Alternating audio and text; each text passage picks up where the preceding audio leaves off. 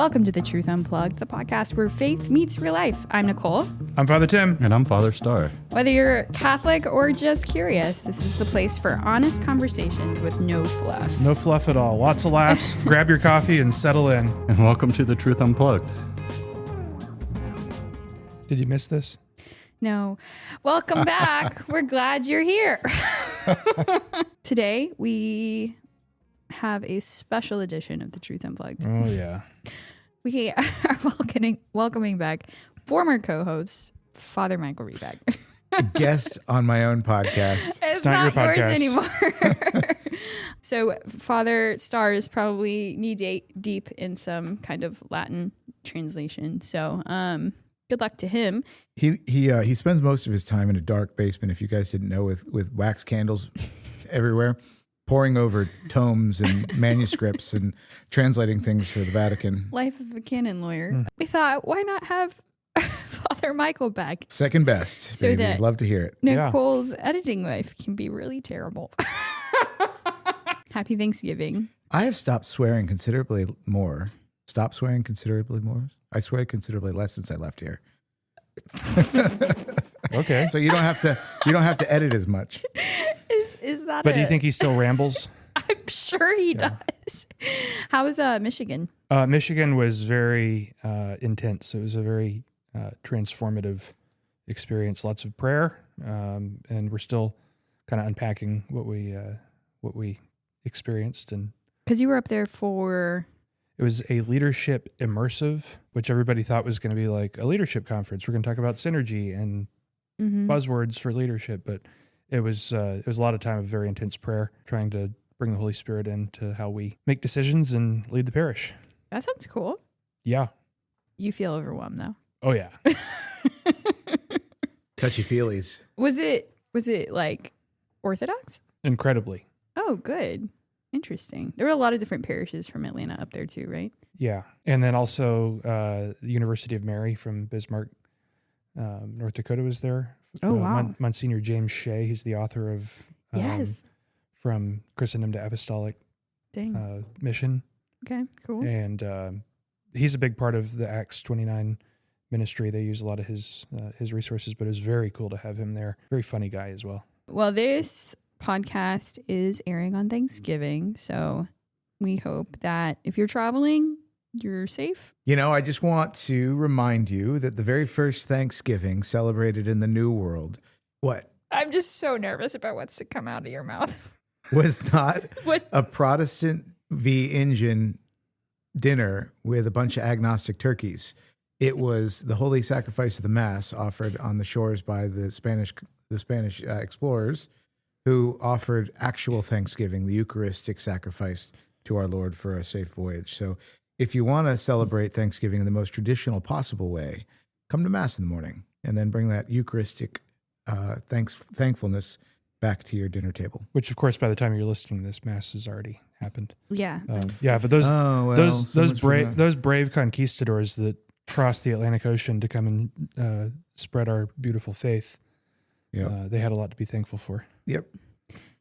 I thought it'd be fun for this episode to catch up with you and say, hey, because when you're over at that place, St. Mary Magdalene, we just don't know anything about you.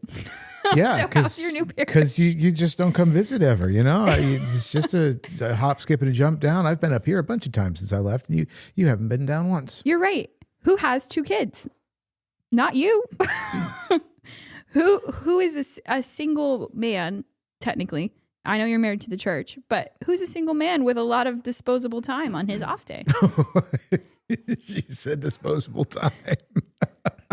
That's funny. Do you know what we do? Yeah, I do.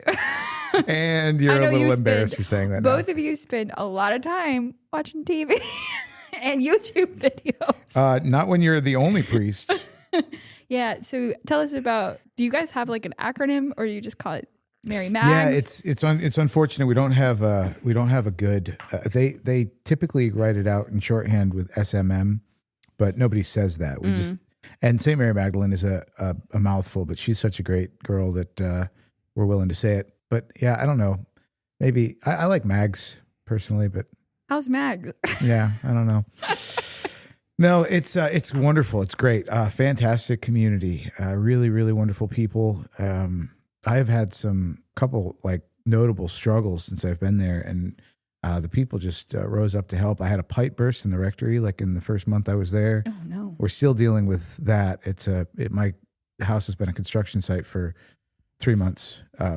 Starting to get to me a little bit, but we're getting to the end of it anyways, where the house feels less like a construction site and more like a domicile. I'm actually getting to host Thanksgiving dinner with my mom and dad and brother and his family at St. Mary Magdalene for the first time. I'm able to like have a house where I can host my family. So I'm really excited about that. And I was really worried that because of this, I wasn't going to be able to do that. And I was going to miss that. It's also going to be the first time I can't spend Christmas with my family because ever, you're the I only think, priest. because I'm the only priest. Yeah. And we've got, all these masses and things and, all the things that go into that. And there's just no way for me to get away at like during the day before to the day after of Christmas, which is kind of the time that you'd celebrate Christmas. So it was important to me to be able to have Thanksgiving with them. So things are great. Mary Magdalene is booming. We're up almost 30% attendance. Wow. This fiscal year since July. The offertory increase hasn't quite matched that. But the things never does. The things that I never really thought about before I was in charge of the place, but I'm like, oh, that's great. We're up 30%. How'd the offertory respond to that? Oh, it's about half that. Okay, all right, well that's fine. We're doing fine. I had to make some hires. We have a rock and rollin' department of formation, faith formation now. Great DREs brought in some new blood for youth ministry, which is just exploding. I think our youth group has doubled this year. Good. Yeah, it's just going really well. The liturgy is beautiful. Just had a big training for the altar servers, and they performed admirably this past weekend. Yeah, there's just so much to be really thinking about this in the context of Thanksgiving. Really, so much to be thankful for. Mm-hmm. The people at Mary Magdalene are just really phenomenal. Of course, that's what makes a parish. But the Holy Spirit is very, very clearly present and active, just as he is throughout the world right now. Mm-hmm. But it's very clear at Mary Magdalene that he has really got some good stuff in the wings. What's it like to be pastor? You like relentless? It's relentless, but yes, I do. I love it. I do appreciate the opportunity to sacrifice myself for a group of people that I am investing in. It's definitely Father Tim has mentioned this before. Other pastors that I've have. It's different when the buck stops with you. But again, it's okay. I feel like I'm settling in, and I think I could do a good job at this. For those of you that don't know, Father Michael was our parochial vicar here at St. Clair for 3 years. Oh, was it 3? Yeah. Wow, 3 years. And this is his first official pastor assignment over at St. Mary's. Yeah. And it sounds like it's going well because he had such excellent mentorship for the last 3 years. True. That's what it is. Yeah. That's what it is. A good example. Yeah. What's the via negativa? That's right. What is it like being the only priest, though? That's why I said relentless. I mean, not only are all the executive considerations coming to you as the pastor, but being the only priest with a parochial life that is constant. You got to find a way to be there as often and as much as to be as present as you can be. At least is my goal. Obviously, you've got to do the masses. I'm increasing confession times. Those confession times are filling. Every time I offer more, it fills up, and so I'm having to find more and more time. We are like Christmas, Easter standing room only in the church at our 9 o'clock and our 12 o'clock mass on Sundays, like every Sunday. Our parking lot, people are parking in the library parking lot, in the soccer field parking lots. People are having to show up like 15 minutes late to mass. Not that that's unusual, but the numbers of people who are doing that are unusual because they're having to park so far away to walk. So I'm going to have to add another mass. I think is going to be the only solution to that problem. Something to bleed off people from the 9 and the 12. I'm teaching OCIA. I'm trying to be at all the youth group meetings, at least for part of it, doing a Q&A with them every Sunday.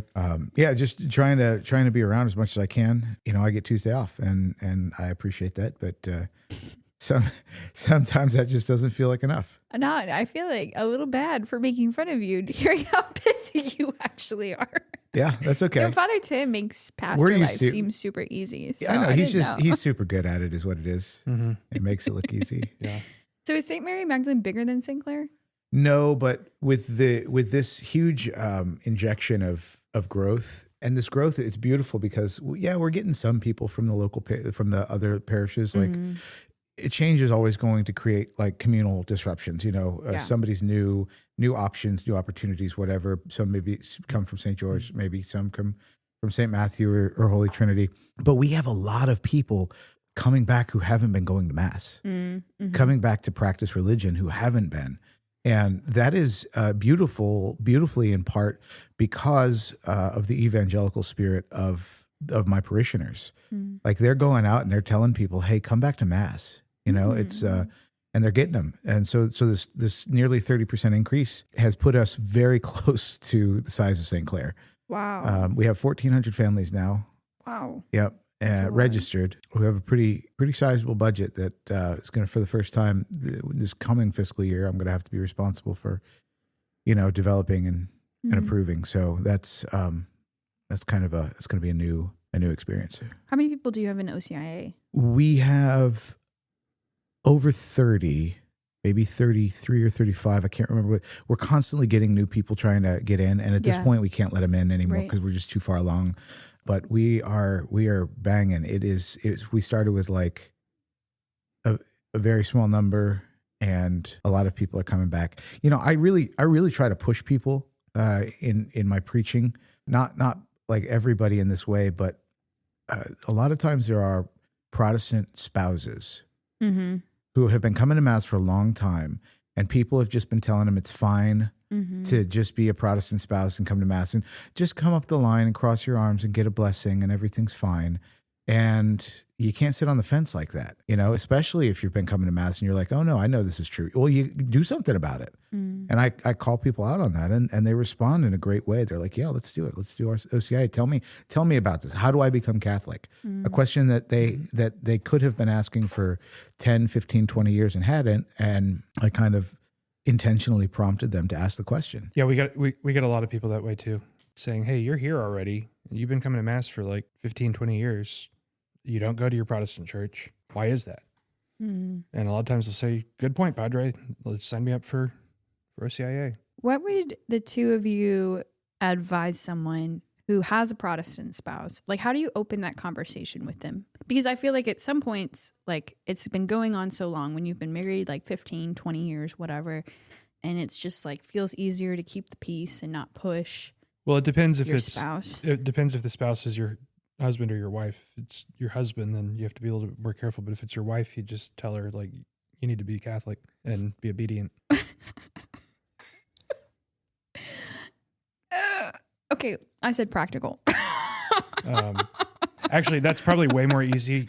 That's probably way easier with a husband, because oftentimes it's the women that are the ones that kind of push the practice of the faith. And so, husband comes to Mass a lot with the wife and the kids, and wife says, hey, don't you think it's time you become Catholic? And a lot of times the husband will say, oh, no, I don't want to be judged, or I don't want to, like, just be open, just go to the class. I think a big part of that here at St. Clair is because the priests are involved in the process, and people come and they're like, oh, hey, these priests are good. They're Well, it shows that it's an important thing, and it shows that there is a need to have an expert in the room, because there is a thing to be expert at. Yeah. And that the church has, it's like true doctrine.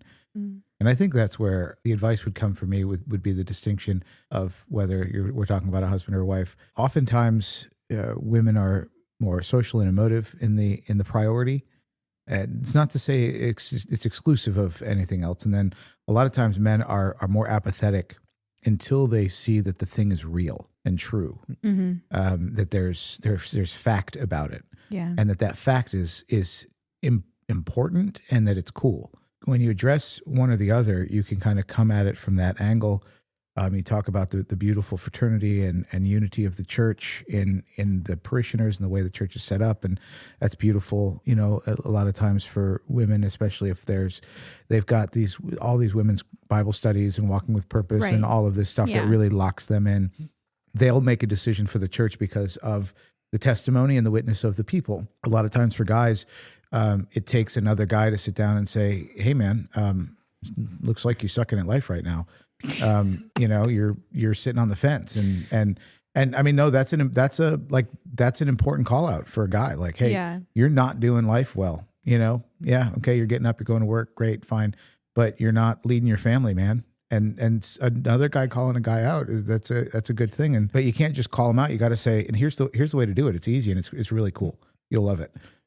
Yeah, and also I think for a man to see that the priest is involved, another man is taking it seriously. It's not just this feminine thing, the practice of the faith. Oh God, the feminization of the church has probably done more to keep Protestants Protestant than anything else. Yeah, so to show an authentic masculine voice talking about the church, using cats as an example to talk about the church is very masculine. Yeah, it's very masculine. So I watched I can't remember the woman who was giving this speech, but she was giving a speech. I think it was at some sort of UN subcommittee, and she was speaking on the feminization of things, the feminization of society. And this is not men and women. This is feminine and masculine. Okay, so we're talking about character traits, which are more dominant or less dominant in men and women respectively, right? And she said, as soon as an organization becomes feminized, the telos, the ends, the purpose of that thing becomes secondary. As soon as a thing becomes feminized, the purpose of the thing becomes secondary because the people involved become primary. And it fails to put in front of the people the purpose for which it's built. So, for example, if you have a widget factory, if your directing board becomes dominantly feminized, now all of a sudden the welfare of the workers and the morale of the workers becomes really the principal goal for the thing. We employ people to employ people, right? To give them happy, fulfilled lives, whatever. Oh, and we happen to make widgets, right? Whereas before it was like, we're going to make widgets, and if you want to be involved in making widgets, this is what you have to do it, and you gotta get on board. And when we see this in the church, the worship of God becomes a secondary thing, and the organic, broad, horizontal movement of the community, of the social aspect of the church becomes the primary thing. I do not agree, but you don't have to agree. Smarter people than both of us have said this. There is a balance. There has to be a balance because it can be too much about the thing and not about the process or. We're not talking about excluding. We're not talking about excluding. We're not talking about excluding either. We're saying what's principal and what's secondary. I just think to talk about it as the feminization of XYZ or this organization or whatever it is kind of it should be balanced. We should be looking for is for balance. Yeah, you're right. There's supposed to be a balance there because the purpose of the widget factory is to make widgets. But if your people are constantly getting their arms chopped off in the widget making machine and you're just like, oh, well, good thing you have a second arm. So, like we went through all the labor movements and whatnot and, decided, okay, we need to make sure that we recognize that workers are human beings with dignity and that we need to make sure that they're protected and whatnot. But our primary goal, though, isn't protecting the people that work for us. It's making widgets. Right. And but that's you need both. The point is not exclude. I don't know. You're making a false. I'm not making a false. You're presuming I'm making a claim that I'm not. I'm not excluding either of these things. I'm saying which is principal. We're talking about people coming back to the church in droves. I know, and we've gotten too far away. Do you want to know why people are coming back to church in droves? Because they desire because some the paternity truth. Because the paternity of the church is rising back up. Because there's Maybe. more of a father and less of a grandmother movement in the leadership of the church right now, and people are responding to that. I can agree to that. Because Nicole, the purpose of the church is becoming primary again, which is the worship of God Almighty and bringing people to that. To attribute a deviation of purpose to women is unfair. I did not say that. You did. No, I did not. We are talking about feminine and masculine. Nicole, at the very beginning of this, I made a very clear distinction. I am not talking about men and women. I'm talking about, because there can be feminine men and there can be masculine women. True. And they exhibit these priorities. It has nothing to do with whether you're a man or a woman, Nicole. It has to do with whether or not a thing is masculine or whether or not a thing is feminine. You cannot just put a disclaimer at the beginning and then lose like focus of how you're speaking about it. Because we can't have long conversations? Because this isn't a TikTok? I just think it leads you to imply things that the hearer is the one implying, I think. But you're responsible for listening to the words. I am listening to the words, and the words are leading me to infer meaning that you are saying that you don't mean. So it is the responsibility of the messenger to make sure that the message is I can't control if you're feminizing what I'm saying. Anyway, that's a good conversation. I don't know. Is it? It is. It is. Why are people coming back to the church? Not because of men. People are coming back to the church because the church is becoming, the spousal nature of the church is being respected by a masculine resurgence in the church. And because the culture has become this pit of horribleness, and I think people are seeking truth, and the church is like becoming a beacon of light and truth in it's this. Shaking people out of an apathy, which men are more inclined to be apathetic than women are. Okay, but turns out if you want the truth, you need patriarchy. You're just saying that to make me mad. No, I'm just trying to be a man and explaining to you what reality is. Oh my gosh, stop.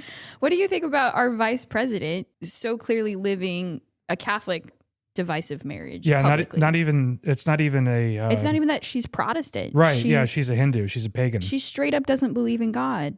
Well, and he doesn't have a sacramental marriage, and people. The church allows people to get married that way, which means that it is not in and of itself an evil thing. But I think he's made it very clear that he hopes that she'll convert. Yes, which that was making headlines last week. Which, if he wants to be the next president, then probably should have a Christian wife. I think if he wants to be the next president, to be a Christian, to be the Christian he's going to get the Christian vote. To have a pagan wife is going to help him get the liberal, inclusive vote. I don't think he's going to get any liberal, inclusive vote. Well, but they at least can't hit him for being a racist or for being a Christian misogynist or for being anything like that, because he married the woman. So from your point of view, you guys say that he should sit down and tell her, convert right now. You should not be living the life. Not y'all. That's what he said. I didn't say that. You don't think it should be handled that way? No, I don't think it should be handled that way. For the same reasons that I articulated very clearly in what was just a little bit too long of a conversation for you. No, you talked about widgets. No, he should gracefully lead her by example to the practice of the faith and hope that she embraces it. And recognizing how they're raising their kids as well. They're raising their kids as Catholics. So it's not coercion. You can't force people to convert. Men that listen to us, you just think that they should keep doing what they're doing, bringing their kids to church, and not have a conversation with their wife. No, you should have a conversation. Why are you coming up with conclusions that we don't say because we just didn't address it? I'm not doing that. I'm trying to. Are you familiar with the concept of both and? Yes, I am. I'm just trying to draw the conclusion. You're being like the liberal media. Oh my gosh. Yeah, I feel like I'm on CNN. I think, MSNBC. Nicole, You're on The View. Nicole, you're fake news. You're fake news, Nicole. This is a segment I didn't plan to talk about. This is great, though. People, man, this is going to be stuff people are going to be like, wow, this is a real conversation about real things. And you can agree and disagree with any one of us, because we're not talking about doctrine. We're just talking about practical application of ideas. So whose side are you on? Team Nicole or Team Right? Also known as Team Nicole or Team Man. Oh my gosh. Okay. Why do you keep messing it up? Stop doing that. Stop it. It is I'll Thanksgiving. go back under my bridge. It's Thanksgiving, which we know is a time where people, are antagonistic towards each other. Yeah. Oh, it's totally a time to discuss politics and religion. And you bring up, you have your family together, and this sister has done this, and that brother has left the church. Like, what do you recommend the approach for today is? As you were saying that, an image struck me. Jesus says, I knock on the door, to anyone who opens, I come in and I dine with them, and they with me. And there's this, we get prayer wrong so often when we think it's an activity that we have to do. And the best prayer is actually an abiding in the Lord, just sitting with him and enjoying his company, being glad that he's there, knowing that he's glad that we're there, and just being able to enjoy each other's company. And I think we've lost the ability to do that because we don't do it in we don't do it in prayer, we don't do it in society, we don't do it with friends. We're always having to be productive. And if in communion with each other, the only way to be productive is to talk about antagonistic topics, well, that's what we're going to do. But why can't we just say, okay, there's my family. I'm just going to spend some time with them. I'm going to learn who they are more than necessarily what they've been doing or what they're thinking. Just get back in touch with them, and just hear where they're at. Just be okay with them not being a replica of who you are, and then maybe after Thanksgiving, when you've had some time to spend with them and really get to know them again in an intense way, because you're having a long day of eating and napping and watching whatever movies you tend to watch on Thanksgiving Day in the background, then maybe say, hey, it was great getting in touch with you again. I had a question about X, Y, or Z. Okay, well then that's the time to do that. But just abide with your family today in a way that we need to reclaim in our own prayer with the Lord. What about, I think, I don't want to be the devil's advocate. Is there a better, I hate saying that I'm always the devil's advocate, but what is You're the foil, Nicole. I mean, there's a devil's advocate in the process of canonization. Oh, good. And in tribunals, marriage tribunals. Not anymore. There used to be. Oh, really? Yeah. Oh. So there's maybe Thanksgiving is like one of the 2 times you see your family. So there feels like there's this urgency to have the conversation. Why not just have an urgency of being in their presence? I like that. It just kind of like, we're family. I'm glad that I'm here. I'm glad that you're here. Let's just enjoy each other's company. Well, and you kind of want to share things that you think are going great, right? So you want to be like, oh yeah, my political party won. But if that's your principal identity, if you've boiled your principal identity down to federal politics, you're an empty vacuum shell husk of a human being. You just need to stop it and get a hobby. And that's what we want to share. That's what we want to share with our family are the things that we really love. You should not love federal level politics. You shouldn't love that. So what do you love? Share that with your family. Share what's going well in your life about what you love. Let's say you love the church. You love what's going on at your parish. You love your faith. Perfect and beautiful. But this person you're trying to speak to feels like that you're shoving it down their throat. You can certainly talk about it in a way that it makes people feel like you're shoving it down their throat. Or you could share your own experience of feeling loved by the Lord, the great festival that you had at the parish, how the potluck's going. These things are not proselytization. To share your experience of how God loves you is never going to be offensive to somebody. If that's your purpose for sharing it, is that you really appreciate how much you've grown in your love for the Lord. Right, because that's not preachy. It's not, it's not telling a person you're living wrong, you're doing things poorly. It's just saying, hey, look, maybe you've had a bad experience of religion, but here are all the great things in my life because of religion. So it's kind of showing the positive. And that's what's attractive, is when you don't offer a thing, but you say that you have a thing that's great, you don't offer it, it makes people want it. And then when they say, okay, well, how do I get that? That's when, you look to Jesus and his example in the gospel. Well, have you kept all the commandments? Yeah.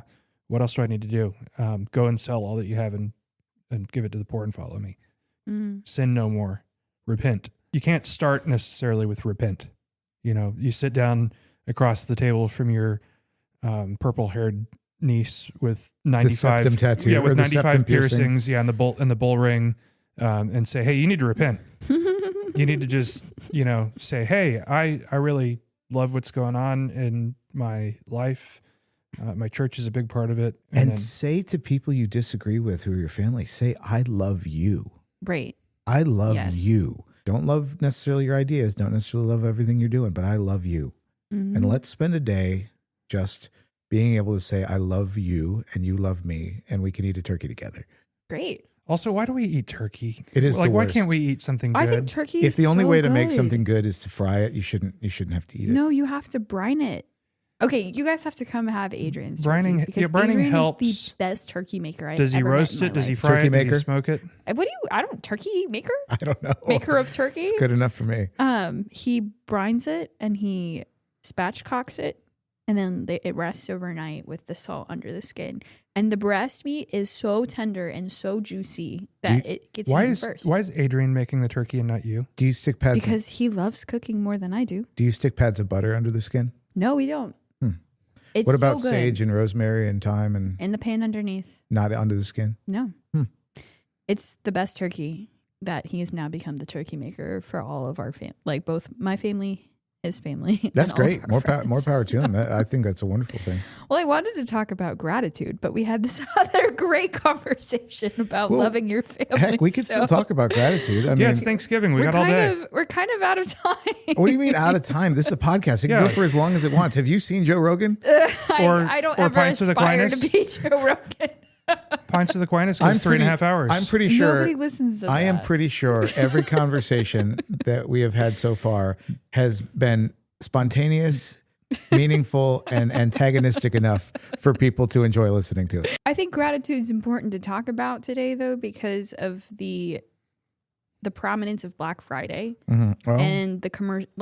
We just jumped straight into the commercialization of Christmas, and I think commercialization is a direct opposition to gratitude. well, that's fair, and we definitely need to talk about celebrating Advent. I know, but I know with the two of you that can get into a very long conversation. So I think I might save it for the next episode to talk about Advent, because it'll be 3 days into Advent. Advent starts on Sunday, which is awesome. So We'll talk more about Advent next week. We'll talk about it next week. Is Father Star going to be on next week? Mm-hmm. Good. He and I'll do Advent. Okay. Cool. For I what? can't ever remember what sound I used for this segment. We're gonna say it's that one. Okay. Quick Q&A. Father Michael. Yes, Quick Q&A is quick. All right. Quick answers are Why boring. do deacons preach homily sometimes? Because they're allowed to. What? That's the answer. Oh, that's it? Yeah, that's They have faculties to preach. Yeah, but why did the pastor let them? I don't have any deacons, so I'm going to defer to my brother pastor who has deacons. so. The Saint Francis of Assisi really fought against becoming a cleric, and finally his brothers prevailed upon him to become at least a deacon so that he could preach. Preaching in liturgy is a sacred activity, and so it has to be moderated by those who are appointed by the church to teach and to preach clearly, faithfully. Doesn't always happen, but deacons are among those people who are allowed to do that: clerics, priests, deacons, priests, and bishops. And so sometimes pastors who don't like preaching, who maybe aren't good at preaching, might find a second voice in a deacon who can speak to the people in a way that maybe he can't or doesn't want to. And so it's just having another voice available to preach the gospel at Mass. Sometimes they're good at it. A lot of times they're not, because they don't get much of a chance to practice. Mm-hmm. That's not their fault. No. And so people sometimes they'll cringe. They're like, the deacon's going to preach. Oh, it's not. But if the deacons preached more, they'd get better at it as priests do. I'm a really jealous preacher. I tell my deacons I'm a jealous preacher. I take it, it's a very serious responsibility for me as a priest. It's my first job as a priest is to preach the gospel. But I have intentionally, continued to make time for them as the previous pastor did. Once a month, they get to preach homily. It's nice of you. It is nice of me. I call them deacon preach Sundays, and they are not my favorite. They can which is be why pretty I go tough. to St. Clair. But that's not, again, that's not. Sometimes they're really, really good. I think I've only heard one good deacon preach, and he was at St. Michael's a long time ago. But I don't know. If you're Maybe not, if they practice more. yeah, if you're not naturally gifted, and you're not going to get enough practice time to become a good Right. preacher as a deacon. You're just not. I mean, you guys preach every day. That's not the reason. Unless you skip the daily mass. That's not the homily. reason for a man to become a deacon, though. A reason for a man to become a deacon is to be proficient and expert at the corporal works of mercy. Yeah, that's why you become a deacon. That's what deacons do. The priests basically do the spiritual works of mercy, including the sacraments and preaching, and the deacons focus on the corporal. That's not a perfect delineation, but it's pretty general. Nice. Next question. How should I reply to a person who is asking me my birthday with the intent of figuring out my astrological sign? It makes me uncomfortable. Get over it. It's fine. Just don't believe in it yourself. Yeah, I mean, if someone wants to know your birthday, they can know your birthday. But if they ask your astrological sign, or they say, "Oh, well, you're this," like, okay, I don't care. Yeah, fine. That's stupid. I don't care. Just say that. I mean, Well, I it wouldn't is give them. I wouldn't give them if they asked me for a hair for the voodoo doll that they're making. I would say no. I'm not going to give you my hair for the voodoo doll you're making. But if all they want to know is my birthday because they're curious for their own little thing, if I'm a Taurus or if I'm a Cancer or Scorpio or whatever, I don't care. Whatever. Okay, there you go. I'm a Scorpio. Don't give hairs to strangers, people. I just think it's silly that people think they can derive your personality based on when you're born. You could that also has nothing to do with right. it. So another appropriate response would be that you just mock that person, like, "Wow, Father Tim. I can't believe that you believe There's in nothing something. wrong with that. You should. I can't believe that you believe in something so stupid. Maybe I you mean- should. Maybe you should try real religion. Believing in astrology is no more reasonable than believing that men can become women and women can become men. And that's the truth. Unplugged. Unplugged.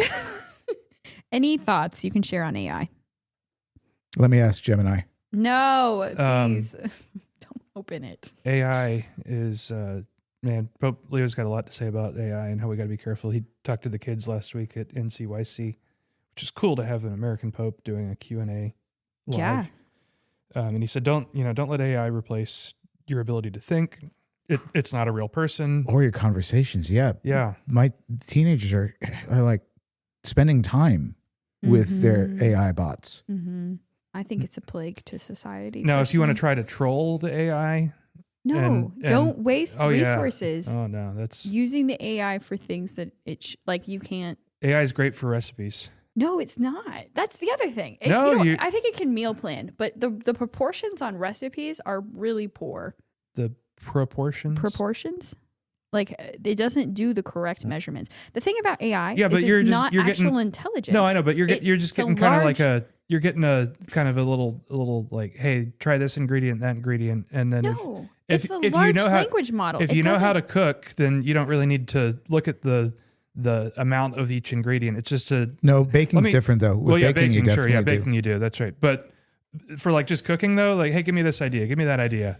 It doesn't know anything. It searches the internet, Yeah, it's- summarizes Yeah, the it doesn't have information, knowledge. and gives you. It doesn't have know knowledge. anything. Right. Right. It's just you're it's a treating it- giant Google search. It's so full of errors, and But- it taxes the energy Yeah, and it's water huge. resources on the earth. It Yeah, is it's huge. true. Bill Gates recently decided that climate change isn't a problem anymore because you know why? Lots of money in AI and lots of power is required to be generated to cool the computers. I think that I think there will be a future where Catholics will have to consider like confession for their usage of AI. Interesting. There's That it has well, there's certainly potential like, to like. well, there's a lot of devices really greed there's a lot and- of really evil things that AI is doing. Like they've got you can make your dead relative come to life and talk to you, and you can do escort bots. Yeah, fake boyfriends and girlfriends. Yeah. There's a lot of already know the dark things that there's AI can do. there's the We don't need to fake describe you them. know there's the fakes like of Pope Francis or of Pope deep Leo. fakes. Oh yeah, I- people I- saying things they didn't I say. recently encountered somebody who was listening to an AI thing of Pope Leo, and I had to tell her, I was like, "That's AI, right?" No, it's not. He's saying good things. Like maybe it's a good thing that he's saying, but it's not him saying it, and that's important to know that it's even if it's a good thing, it's not what he's saying, and so you can't listen to it as like this is such a great thing. We're gonna have to come up with another term. You've got slander, libel, and then what would you use for somebody who's deep faking you on AI? I guess you just call it a deep fake. Deepfaking. Yeah. I think it would still be libel because Libel's- you're saying somebody is saying something that they're not. I think you're doing more than that because you're actually You're tricking people. like people are witnessing it's one thing to say in your mind's imagination, oh, I can't believe so and so said that because my friend said that they said it. To actually see with your eyes That person. that person Yeah. saying that, which is as real as it can get, and they're not actually saying it. That's a whole nother level. I hate AI. So that's my thought. You and Matt Walsh both. I don't like it either. It is I do like it for bad. wine pairing ideas or cooking ideas because it can dive deep into. It does a lot of work real fast, but I don't like using it for writing. I don't like using it for creativity. I don't like. To be fair, though, I did just write a poem with AI. Oh my gosh, Father! To tell my people why I wasn't coming to any of the Christmas parties that they're offering during Advent. So it was sort of a general decline of all the invitations I was getting to Advent Christmas parties. The final Countdown. question. If you have any follow-up questions, listen, I'd love to spend a whole podcast talking about AI and how much I hate it. So send them in. But what do you think about the priest rave at the Vatican? Is this allowed? So one, it wasn't at the Vatican, right? It was at a 14th century Slovenian cathedral or something like that. It was total Eurotrash. Yeah, I didn't know anything about it until Can I before say? I this can't say episode. that. It was Eastern Eurotrash. European. It was absolutely Eurotrash. Rave. I thought it It's was the so definition of fun. Eurotrash. I think it's fun. It was stupid. Who cares? Did you see the people? They didn't even know what to do. You know, They were like, "What is this?" I think when the Pope, you see And it a wasn't video the of Pope. It was a video of the Pope. He video wasn't of the there. Pope blessing you, and it turns into electronic music. You're just confused for a second. Exactly, because those two things they don't go together. I think it's funny. I'm not saying it's a problem. I'm just saying It's not it's. a It was just problem. stupid. That's all. Yeah. I don't think it was stupid. What was it's like a real priest. If you don't know, you can just search, I think, priest rave. So are we correct in saying that it was a video of Pope Leo talking to a group of people? He gives a blessing. The video fades out, and then it goes into full electronic lights and smoke show. Yeah. And it was done by this live DJ who's a priest. Mm-hmm. And he did this at World Youth Day this year too. He did like I a little remember a rave, Yeah. and people were like, I but think it's just music. I think the whole thing about a rave is one of the more contrary things to Christianity, a spirit of Christianity that you can get to. Not because it's evil, but because it's about as base, animalistic as it comes. It's not. It doesn't engage the intellect or the will at all. It is just pure base reaction, and that's very. It's not so much antichrist. It's not so much contrary to the gospel as it is an absolutely empty to anything of the gospel. It's just listening to music. Unless you're talking about like a rave. The event, yeah, the event with as a whole. psychedelics and Well, no, the rave you don't know. You don't know. You don't have to do that. You don't have to have drugs. The It's music just a dance party. the music itself is base. It's animalistic. You've got lights and smoke. It's empty. It's absolutely vacuous. There's no content to it. It's just music. Okay, It's like saying you not can't go understand to a much about concert. Christianity, but that's fine. It's like pickleball. Oh There's my nothing, gosh! There's Don't bring nothing to pickleball it, into this. and That's not people true. that play pickleball are not Christian. Where's that? You realize that was more me jabbing at him than at you, right? No, that was directly jabbed at me because everyone knows that I love the pickleball. That was way more me jabbing at him than you. I didn't pick that up either. Yeah, though. I didn't either. So, wow. There you go. Okay. It's time for the one thing. Okay. Father Tim, what's your one thing this week? My one thing as we lead into Advent is a great resource. Unfortunately, it's sold out, but they do have an ebook available. It's called The Advent of Rescue. It's an Advent reflection book put out by Acts 29, which is the outfit that hosted the conference that we were at last week. And I think definitely we're going to order those next year for Advent instead of the Word on Fire. It's called The Advent of Rescue. You can find it at Acts 29. XXIX. Father Michael? I have an album. It's an Advent album. A lot of people complain because there's, no Advent music, so they're listening to Christmas music right out of the gate. But if you want to stay in Advent, part of that is going to be to fill that space with, seasonal music. And these beautiful, wonderful sisters, the Benedictines of Mary, Queen of the Apostles, Them. they have an Advent at Ephesus album where they sing in their angelic, perfect, amazing voices, all of these very traditional Advent hymns, some of which you might not be familiar with. And so you can actually learn that there are more Advent hymns than simply O Come Emmanuel. They're so beautiful. Fun fact, if you call St. Clair of Assisi and you get put on hold, they're who you listen to. Oh, really? Oh, so if you ever want to listen to these guys and you don't want to buy their album, just call St. Clair and ask to be put on hold. They're Here's on Spotify. So beautiful.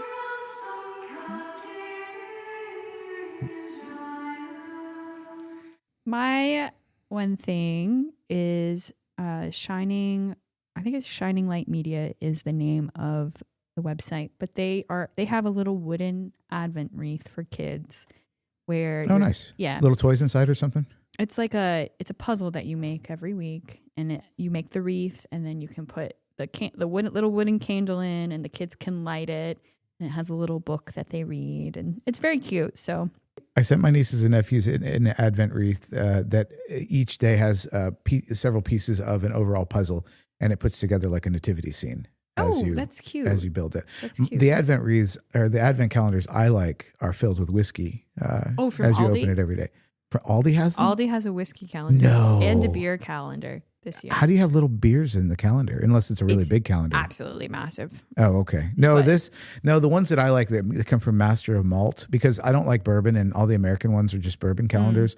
So the one I like, Masters of Malt, they come from England, and those have scotches and Irish whiskeys in them. 2-1 things from Father Michael. Comes with a little dram, a 2.2 ounce. Oh, you get them bottle. too? It sure does. They're really nice, but they're stupid expensive. So, Well, that's not a stranger to this podcast. It's two priests recommending things that are unaffordable for normal people. Okay. Well, I will, as always, link those in the show notes, and you can check them out. just one final thing. Just want to give a shout out to the Wooten family, Oh, I love the Wootons. because I haven't seen them in a while. I know they're big fans, so hope you guys are having a happy Thanksgiving. It was a pleasure, Nicole. It was great to Thanks see for you, even coming though you back. don't ever answer my calls or return my texts or I have any of answered the your sort. calls every day except yesterday when I was busy. You couldn't answer a call while you're running errands. That's when you answer calls, is when you're running errands.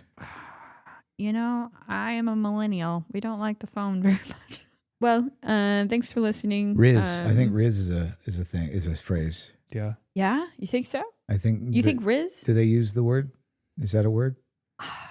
It is a word. I'm just. I don't know if you're using it right. I don't think I am, but Low key using it right. no, that showed up on. No, Loki, you're wrong. That showed up on the Michael Knowles show today. That's why I knew. That's why I the knew word Riz? Yeah, the word Riz. I would sincerely hope that you find yourself never using the word Riz. Yeah, it was just the top of the head, top of the mind. So If you've got any questions, we'd love to hear them. Send them our way via email at podcast@stclaircc.org, or there's a little link at the top of the episode description that says text us a question now, and you can use that too and send us a question. But we'll answer them maybe in a quick Q&A coming up. guys, it was such a pleasure to be back here. And to you listening, make sure that you follow the Truth Unplugged on Instagram, subscribe, and share the Truth Unplugged with your friends. If you've enjoyed today's episode, leave a review on your listening platform. It helps the podcast reach more listeners. Until next time, God bless and have a happy Turkey Day. Bye!